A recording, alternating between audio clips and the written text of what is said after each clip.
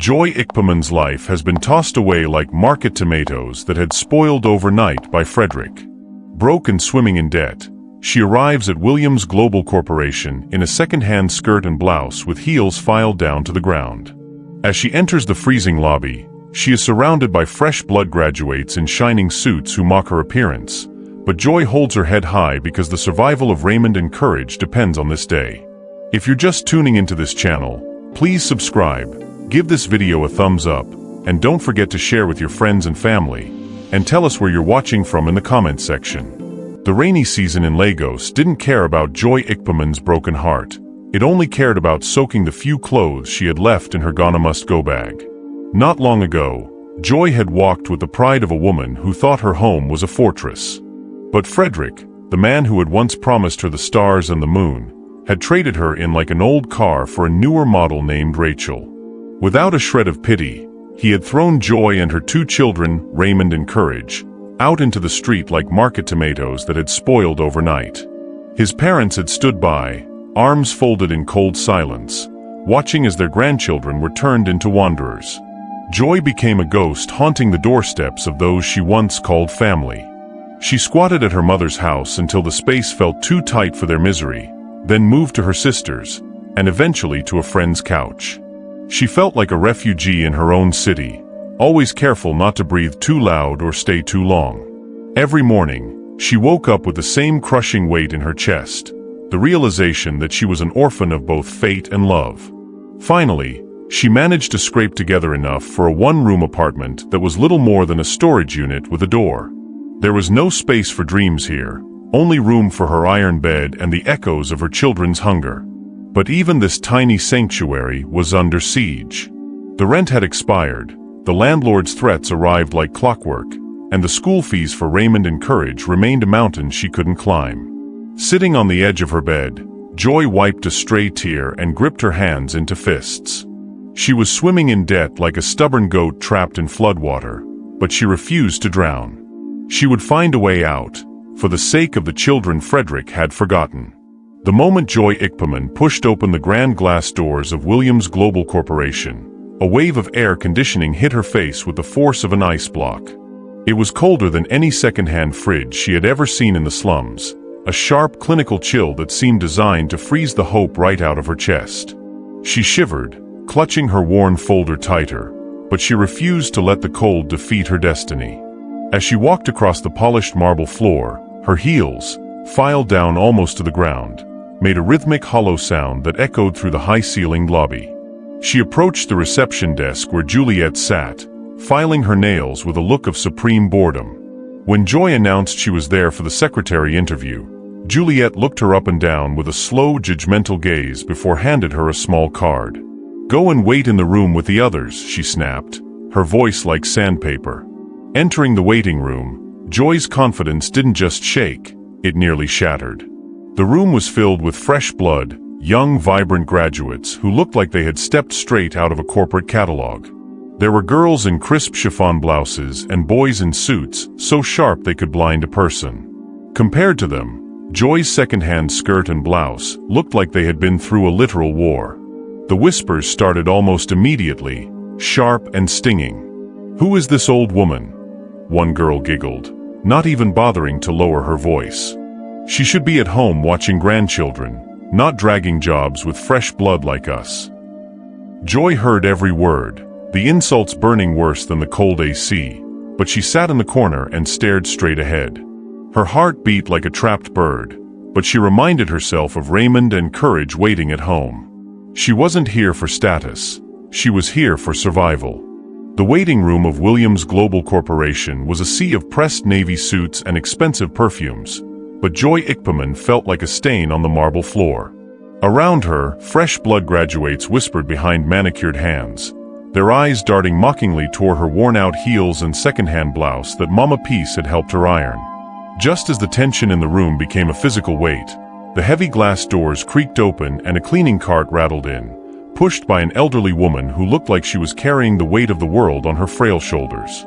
This was Mama Grace, known to the staff as a mere invisible fixture, struggling to scrub a dark, stubborn blemish from the tiles. Suddenly, Juliet, The receptionist, with a voice as sharp as a razor, marched over. "You old woman. You're slower than a snail with waist pain," she barked, her lip curling in disgust.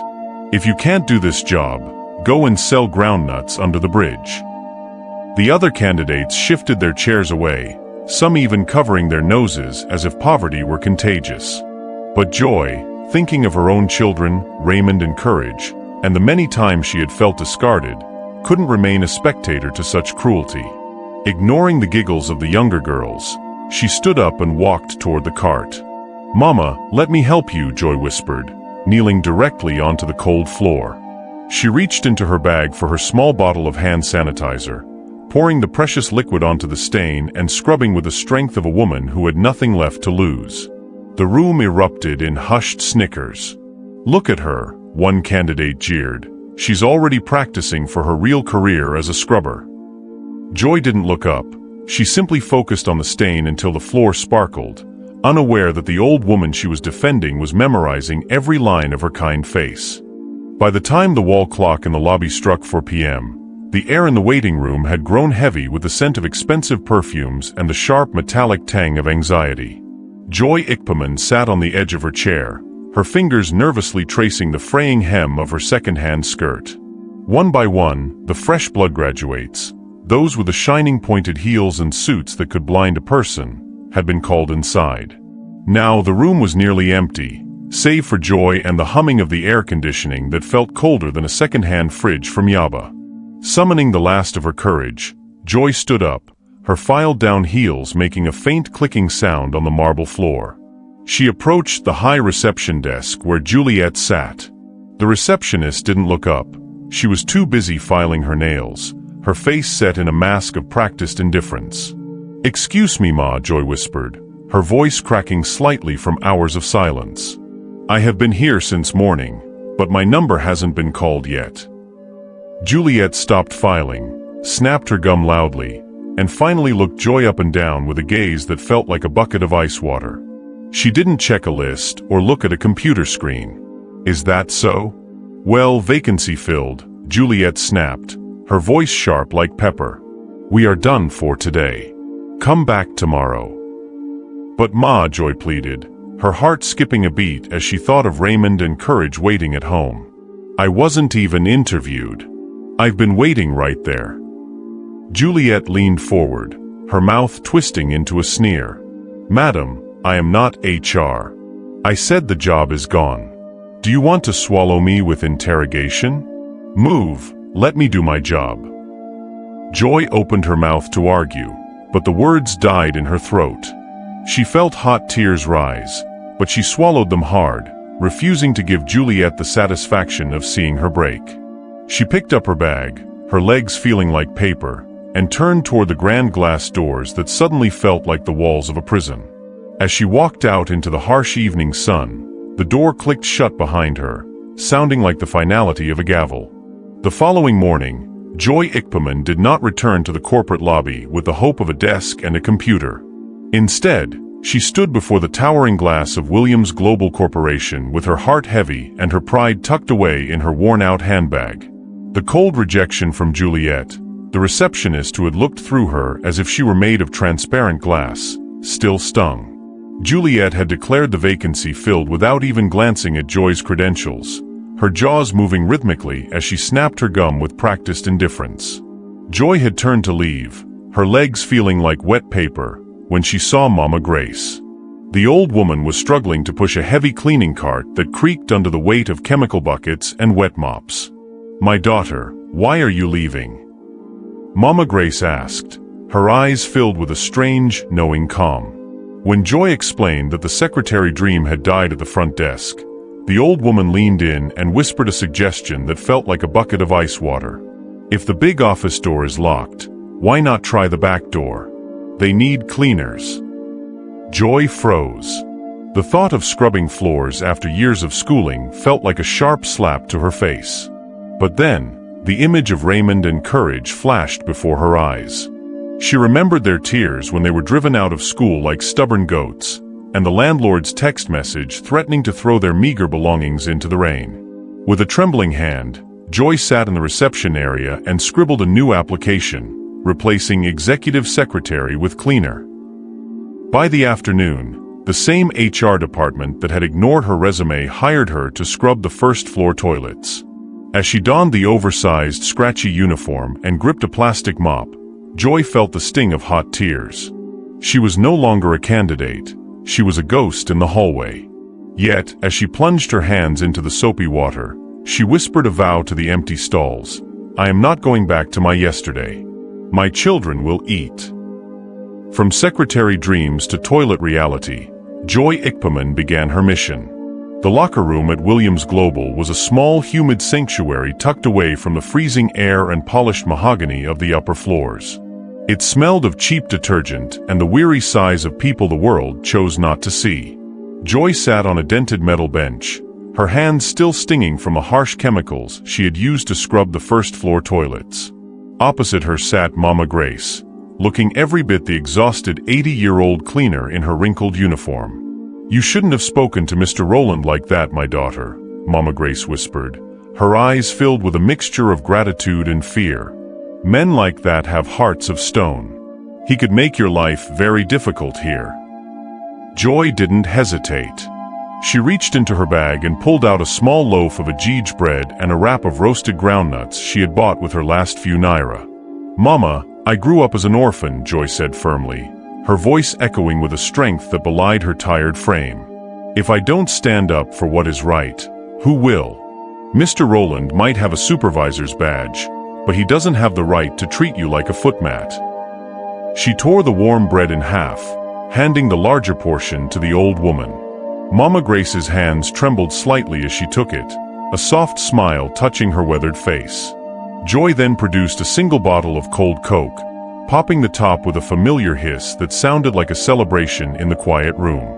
They ate in a comfortable silence, sharing the groundnuts and taking turns sipping from the same bottle.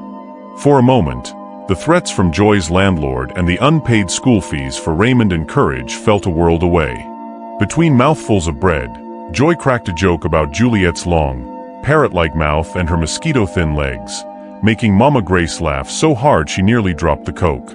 In that locker room, they weren't just two cleaners hiding from a sharp-tongued supervisor. They were two souls finding warmth in a cold corporation.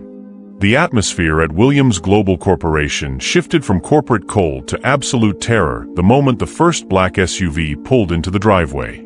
A voice crackled over the PA system like a thunderclap, announcing that the CEO was returning from vacation and demanding every corner be scrubbed immediately. The building turned upside down as managers began running like rats in a fire and directors scrambled to arrange files with trembling hands. Even Juliet, the long-mouthed receptionist, frantically wiped off her red lipstick and dabbed her forehead, her usual arrogance replaced by visible panic as whispers spread that a no-nonsense woman was about to arrive. By noon, a convoy of 3 massive SUVs pulled up, their engines humming with the sound of power and respect. Joy peeped through the window, her heart thumping small against her ribs as the door opened and Mama Grace stepped out. But this wasn't the Mama Grace who wore a wrinkled uniform and pushed a heavy cart. This was a woman whose designer suit was sharp enough to cut yam and whose heels hit the marble floor like a rhythmic hammer. The staff lined up in the lobby, smiling like Christmas goats waiting for the slaughter, bowing and scraping as the CEO walked past them. Joy watched from the shadows of her cleaning station as the pretenders, the same people who had insulted the old cleaner just days before, now tried to outdo one another with fake smiles. Mama Grace didn't blink twice. Her eyes scanned the room like a camera lens, capturing every face and every lie. As the CEO disappeared into her mahogany office, leaving a trail of perfume that smelled like pure dollars, the office remained in a suffocating silence. Everyone held their breath, unaware that the woman they had mocked was now sitting behind the big desk, ready to deliver a judgment that would change Joy's life forever. The office atmosphere at Williams Global Corporation was thick with a tension that made even the air conditioning feel heavy. Joy Ickpeman stood in the corner of the lavish lobby, clutching her worn-out mop, her heart drumming against her ribs like a trapped bird. Moments ago, Mr. Rowland had arrived, sweating through his suit, his face pale as he barked that the CEO wanted to see the toilet cleaner immediately. As Joy entered the executive suite, The scent of expensive cologne, the kind that smelled like dollar and respect, hit her. She kept her head bowed, her legs shaking like a generator with low petrol, expecting the worst. "Don't you recognize me?" a voice asked, soft but commanding. Joy raised her eyes slowly, gasping as she saw the woman behind the massive mahogany desk. It wasn't a stranger, it was Mama Grace, the 80-year-old woman she had shared bread and groundnuts with in the locker room. "I disguised myself to see the true colors of my staff," Mama Grace explained with a sharp, knowing smile. "And today, the pretenders will cry blood." Within minutes, the boardroom was filled with trembling directors and managers. Juliet, the receptionist, and Mr. Rowland stood at the back, their faces draining of color as the old cleaner they had insulted sat at the head of the table in a suit sharp enough to cut yam. "I saw your corruption and the way you treat those you think are beneath you," Mama Grace declared, her voice echoing like a final judgment. She didn't blink as she ordered the security to escort the bad eggs out, their termination letters already sent. Then she turned to Joy, who was still standing in her cleaner's uniform. "From this moment, Joy Ickpeman is the general manager of this corporation," she announced. The room gasped as the woman who had been scrubbing toilets was moved to the seat of power, her journey from the slums to the boardroom finally complete. The golden sun of Lagos set over the gleaming towers of Banana Island, casting long shadows across the marble floors of Joy Ickpeman's new home. As she stood by the floor-to-ceiling glass windows, watching her children, Raymond and Courage, splash in the private pool, she struggled to believe that only weeks ago, she was scrubbing the very floors she now commanded as general manager. The air conditioning hummed a steady, cool rhythm, a far cry from the suffocating heat of her former one-room apartment. Her life had truly moved forward, and the shame of her yesterday was fading like a bad dream. This peace was shattered when the intercom buzzed, announcing a visitor at the lobby of Williams Global Corporation later that week. Joy descended the stairs with a quiet, clicking confidence in her heels. Standing by the reception was Frederick, but the man who once looked down on her now appeared weary and dusty, his clothes tired and his eyes filled with a desperate, calculating hunger. He didn't come with an apology, he came with a demand for the children, threatening court cases and custody battles now that Joy was a big woman. Joy didn't flinch. She folded her arms, her gaze sharp as a fresh razor blade. "Go to court, Frederick," she challenged, her voice cold and steady. "I will drag you like a generator starter until your hair turns gray." Seeing his threats fail, Frederick's face softened into a fake, piteous mask as he begged for a second chance, claiming he had been blind to her worth. Joy looked at the man who had discarded her like spoiled market tomatoes and felt only a profound sense of relief. "God forbid," she whispered, the words echoing through the lavish lobby. "May I never go back to my vomit." As security led him away, Joy turned her back on her past for the final time, walking toward her office with the strength of a woman who knew she was finally, unshakably victorious.